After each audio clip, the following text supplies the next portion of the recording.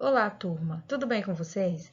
Vamos dar continuidade à nossa aula de geografia. O conteúdo de hoje é sobre minorias nacionais e conflitos no mundo. Então, antes de iniciar a nossa aula, nós vamos primeiramente discutir o seguinte termo: minorias. Então, você já deve ter ouvido falar em minorias, mas sabe exatamente do que se trata o termo? O que são minorias? E aí, você saberia responder? Logo de início, temos de esclarecer um ponto de confusão. Uma minoria não está sempre em menor número na sociedade, porque a palavra minoria, nesse caso, não se refere a um número menor de pessoas, a sua quantidade, mas sim a uma situação de desvantagem social. Ou seja, apesar de muitas vezes coincidir de um grupo minoritário ser realmente a menor parte da população, não é um fator numérico o essencial para que uma população ela possa ser considerada uma minoria. São as relações de dominação entre os diferentes subgrupos na sociedade e que os grupos dominantes determinam como padrão que delineiam o que se entende por minoria em cada lugar. Comportamentos discriminatórios e preconceituosos também costumam afetar os grupos minoritários.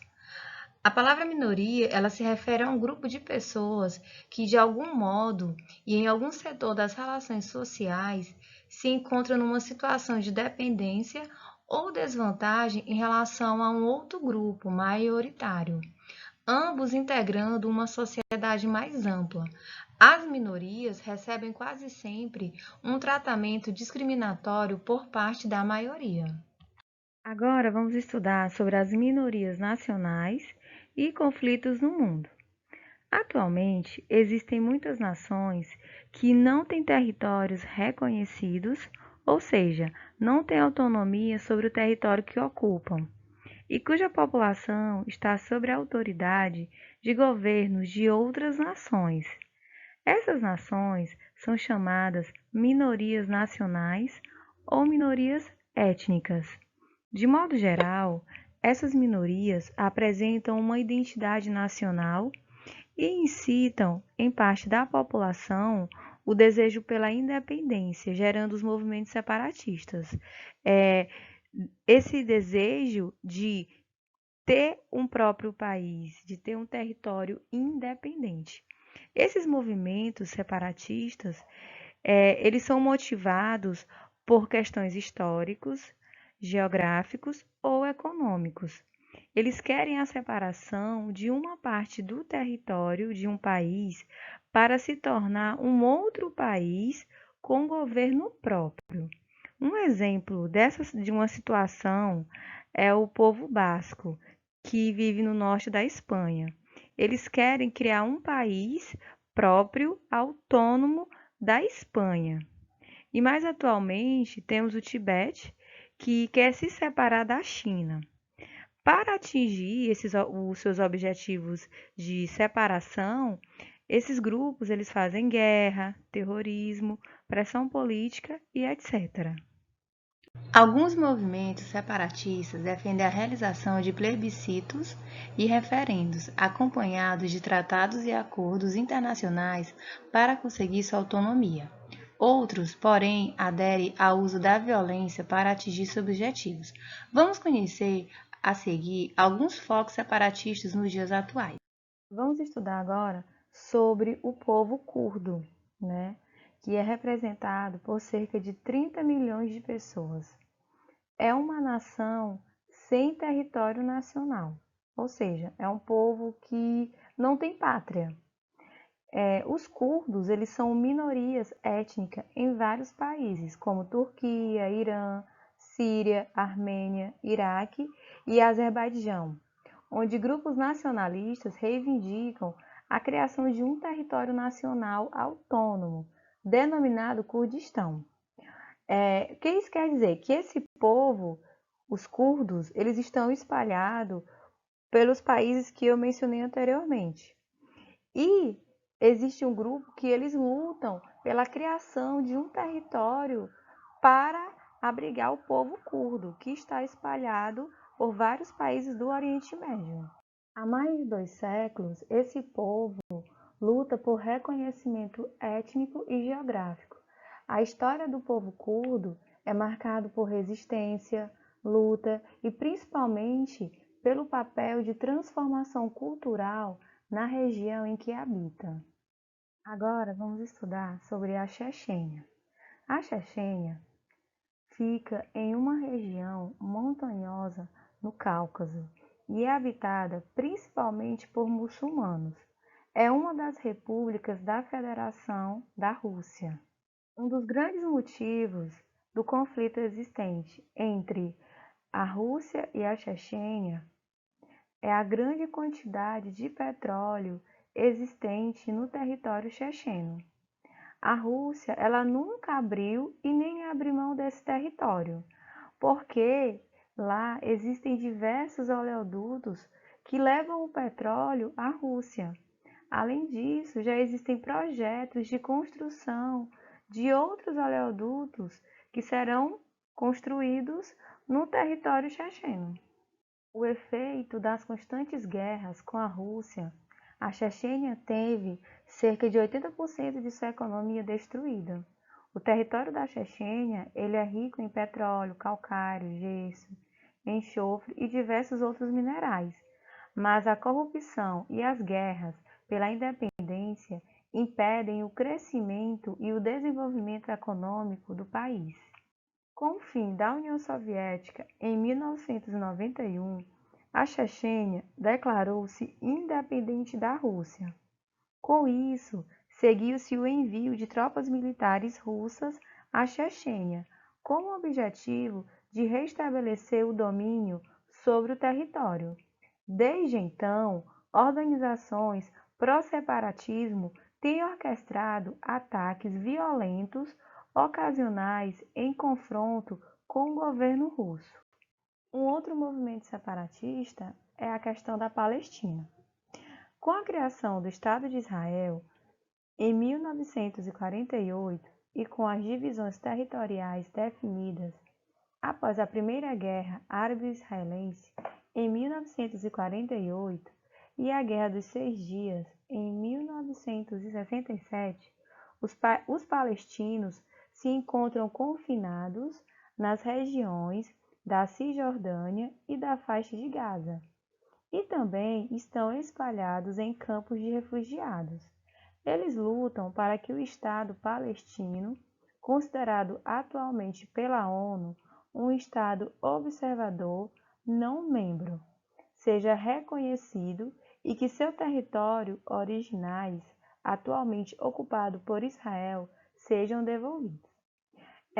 Eu vou explicar como tudo aconteceu para você entender melhor sobre esse conflito que ocorre na região do Oriente Médio. É uma região bem instável, né, devido aos conflitos étnicos e religiosos, e também devido às questões energéticas, né, devido à questão do petróleo, porque as maiores reservas de petróleo estão no Oriente Médio. Então, vamos entender primeiro quais os motivos que levaram à criação do Estado de Israel no território que os palestinos alegam pertencer a eles. Para você entender esse conflito entre Israel e Palestina, vamos entender quem são os israelenses e quem são os palestinos. Os israelenses são os judeus, o povo que sofreu um genocídio, né, sofreu na Segunda Guerra Mundial nas mãos de Adolfo Hitler. Muitos judeus foram mortos, né, naquele período. E nós vamos agora ver os palestinos, que são os árabes. É uma população de origem da Península Arábica, ou seja, ali do Oriente Médio. A maior parte da população é de origem muçulmana. O termo Palestina é a denominação histórica dada pelo Império Romano a partir de um nome hebraico bíblico, a uma região do Oriente Médio situada entre a costa oriental do Mediterrâneo e as atuais fronteiras ocidentais do Iraque e Arábia Saudita, hoje compondo os territórios da Jordânia e Israel, além do sul do Líbano e os territórios de Gaza e Cisjordânia. Agora vamos entender as raízes do conflito. A questão palestina é o conflito que surgiu com a criação do Estado de Israel em 1948, nascido da disputa entre judeus e árabes pela verdadeira posse do território, se mantendo sem solução até hoje. O que isso quer dizer? Que os árabes estavam vivendo nessa região da Palestina, certo? Aí você me pergunta, e os judeus? Por que o estado deles foram criados nessa região? Primeiro, a pergunta que a gente precisa se fazer: onde residiam os judeus antes da ocupação da Palestina? Os judeus foram os primeiros a habitar a região da Palestina, na época chamada de Canaã, segundo a Bíblia. Por não se manterem unidos, eles foram atacados por impérios em diversos momentos, com destaque para os romanos, na época de Jesus. Em 135 d.C., após muita luta contra o Império Romano, foram massacrados, os judeus, e tiveram sua religião e costumes proibidos. Os que não foram escravizados resolveram emigrar, que é a famosa diáspora, que é a migração dos judeus pelo mundo. Com isso, os judeus eles se espalharam por todo o Oriente Médio, pela Europa, onde eles foram alvo de uma série de violências e ações preconceituosas.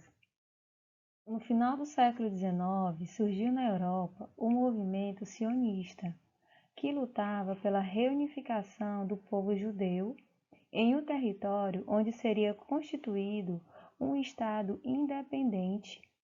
Judeus de várias partes do mundo compraram terras na Palestina e migraram para a região onde viviam palestinos, que são os povos árabe e muçulmano. Após a Segunda Guerra Mundial, a ONU decidiu criar o Estado de Israel na Palestina, motivada pela perseguição aos judeus pelos nazistas. Em 1947, a ONU estabeleceu a divisão da Palestina em 3 partes: Estado de Israel, Estado da Palestina e Cidade Internacional de Jerusalém, considerada sagrada pelos 2 povos. O Estado judeu tinha pouco mais de 1 milhão de habitantes, sendo metade árabe e metade judeus. O Estado árabe da Palestina tinha cerca de 800 mil habitantes, sendo 10 mil judeus e o restante árabes. A criação de Israel não foi aceita pelos países árabes, como Egito, Síria, Iraque, Jordânia e Líbano, que declararam guerra ao novo país. Então, desde a criação do Estado de Israel até os dias de hoje, houve muitos conflitos, e até hoje ainda existe conflito nessa região da Palestina. Agora vamos estudar sobre o Tibete, que é uma região localizada ao sudoeste da China, cercada por um conjunto de países vizinhos. Ao sul, fazem fronteira com essa região Índia, Mianmar, Butão e Nepal. Na parte oeste, faz limites com a conflituosa região de Jammu e Caxemira, originária de uma antiga dinastia militar. O Tibete, desde o século VII, forma um império pacífico guiado pelos preceitos religiosos budistas. As tensões entre China e o Tibete se iniciaram após a Revolução Chinesa em 1949 e a ocupação militar da região pela China se deu em 1951. Na ocasião, os mosteiros tibetanos foram destruídos e muitos monges tibetanos budistas foram mortos.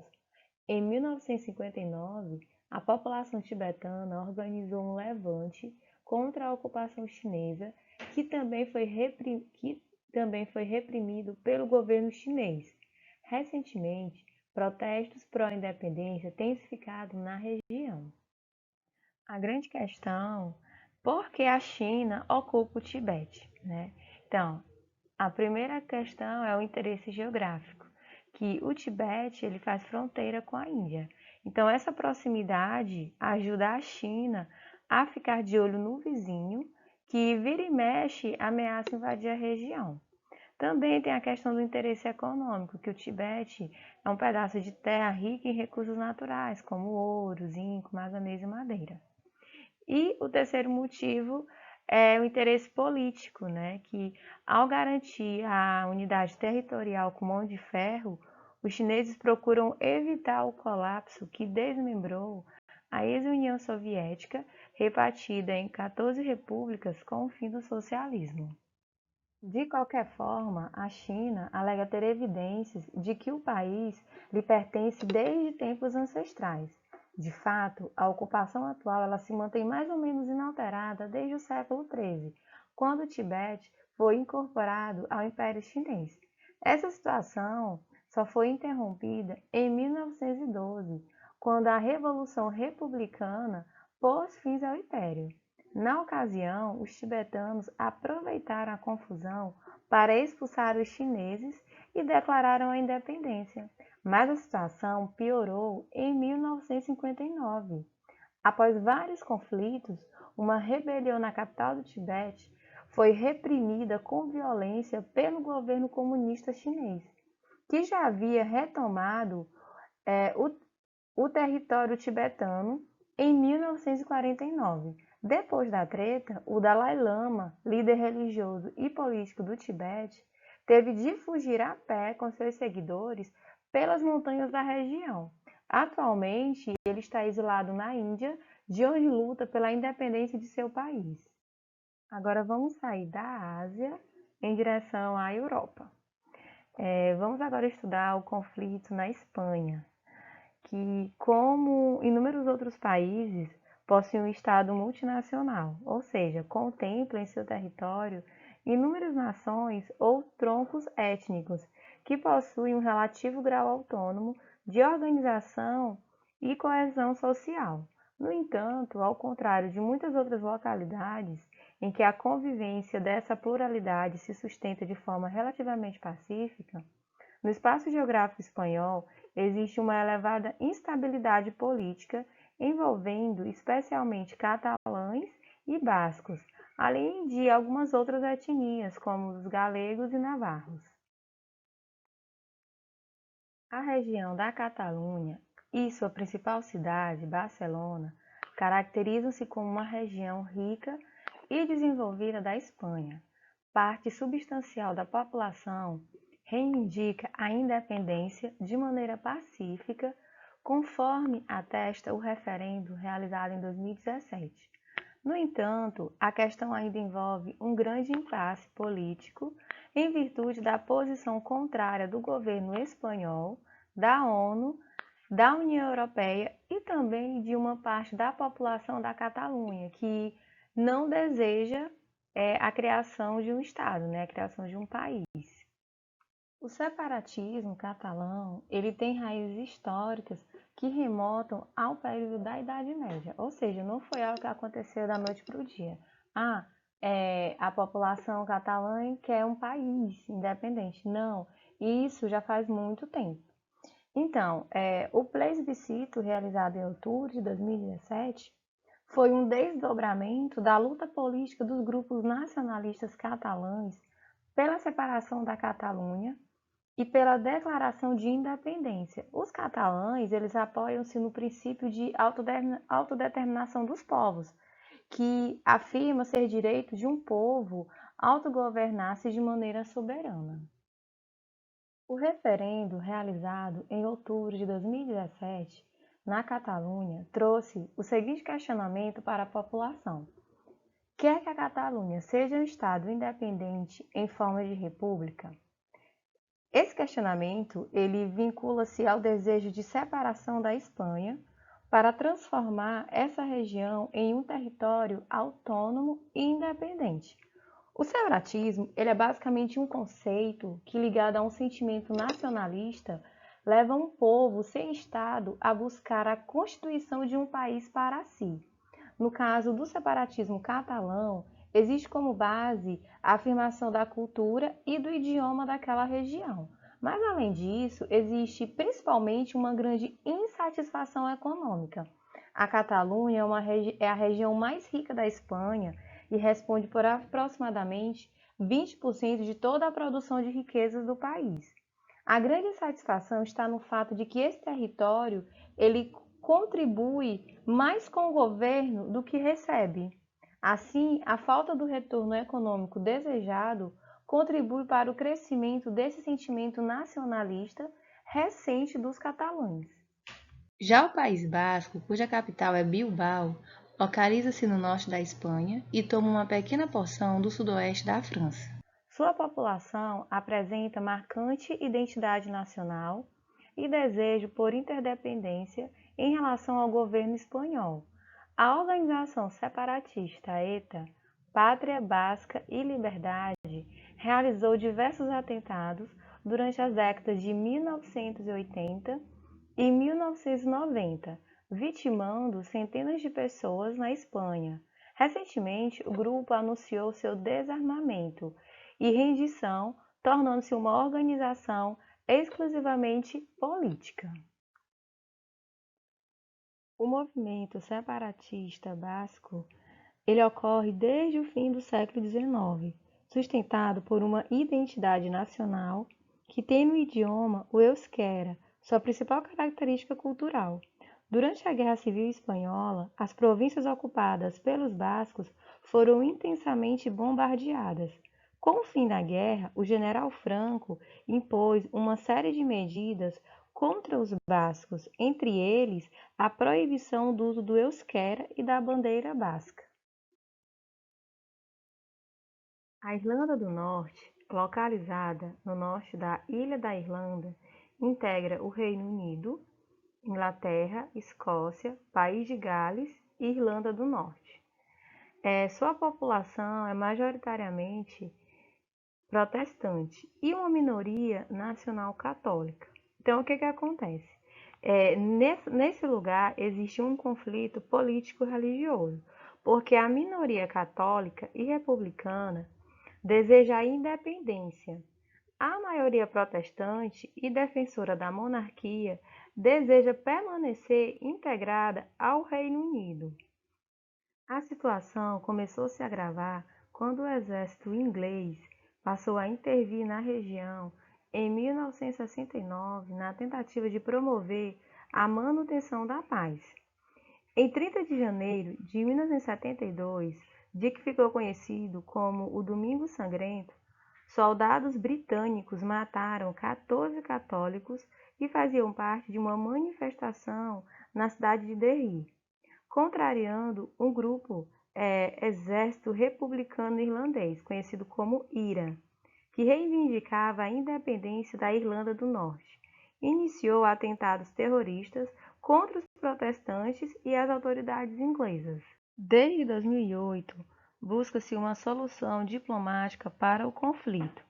Entretanto, muitos acreditam que o ódio alimentado durante anos pode provocar novos conflitos, como o ocorrido em janeiro de 2013, quando protestantes que se manifestavam contra a retirada da bandeira britânica da prefeitura da capital norte-irlandesa enfrentaram os católicos que defendiam a ação. E assim chegou ao fim a nossa aula de hoje. Até a próxima, um grande abraço.